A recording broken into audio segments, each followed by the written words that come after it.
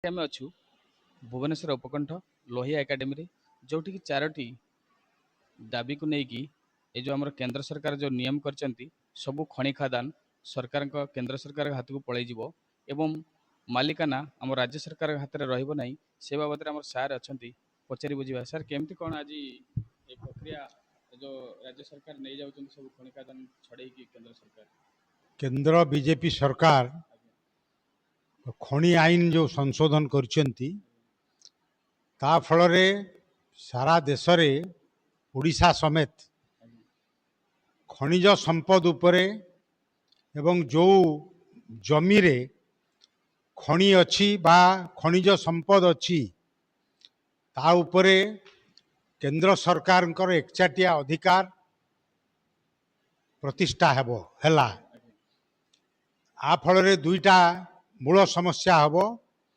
गोटे हूँ राज्य माने जो रेवेन्यू पाउथुले, राजस्व पाउथुले खनि मानक उपरे टिकस लगेकी जो टंका से माने पाउथुले, जो टंकाटा राज्यर गरीब लोकंकर उन्नयन पाई खर्च हो पारि थांता, से टंका आउ से माने पाइबे नहीं।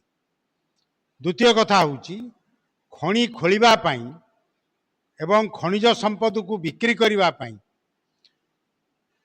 निरंकुश अधिकार खनि मालिक मानकू दियागला।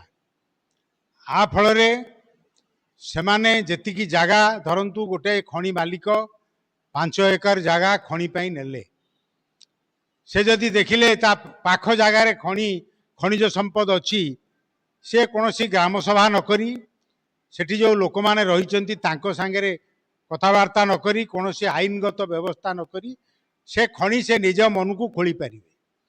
एवं आगुरु गोटे व्यवस्था थिला जे खनि जो माने लीज नेबे से माने गोटे कारखाना करिवे। तार उद्देश्य थिला, सेटा केते सफल हितिला कि हेइ नथिला सेटा अलगा कथा। सेठी लोक किछि नियुक्ति पाइबे, स्थानीय लोक नियुक्ति पाइबे।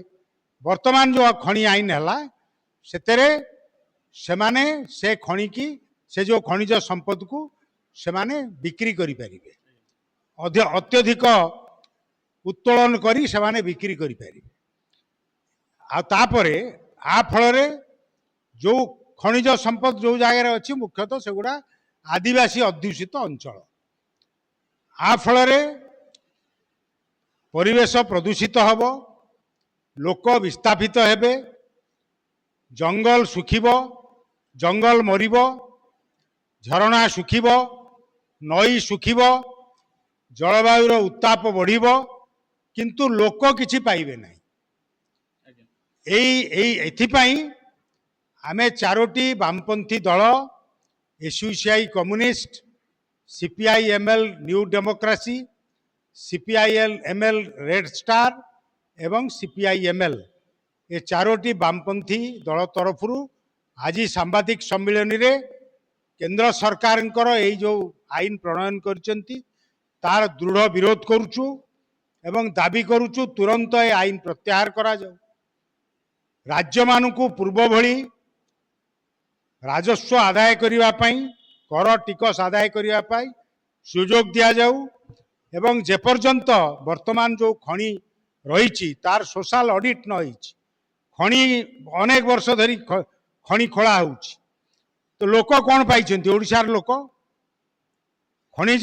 खनिर मालिक माने केते उपकृत होइछंती एवं जो आदिवासी अंचल रे खनि खोला होईची तांकर अवस्था कौन होईची?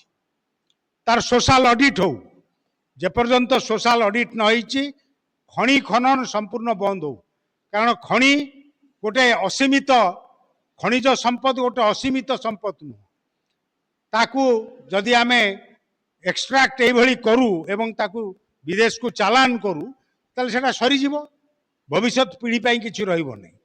तो लोक किछि पाइबे नि, खनि मालिक माने लाभवान हेबे, हमर परिवेश नष्ट हबो, सरकार किछि पाइबे नै, ताले खनि खोला हबो काई? केते जण केंद्र सरकारंकर केते जण चांदादाता जो माने ए सब दल को फंडिंग करुचंती से खनि मालिक मानक स्वार्थ रे एवं साधारण लोकर स्वार्थर विरुद्ध रे ए आईन प्रणयन होईची।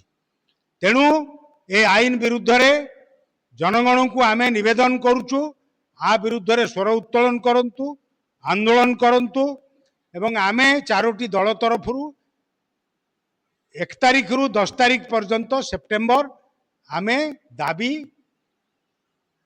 ए विभिन्न जगार आमे दाबी करिवु एवं यह व्यतीत जे भी आ विरुद्ध रे दाबी करुछंती आंदोलन करुछंती से समस्त आंदोलन को आमे समर्थन भी करू।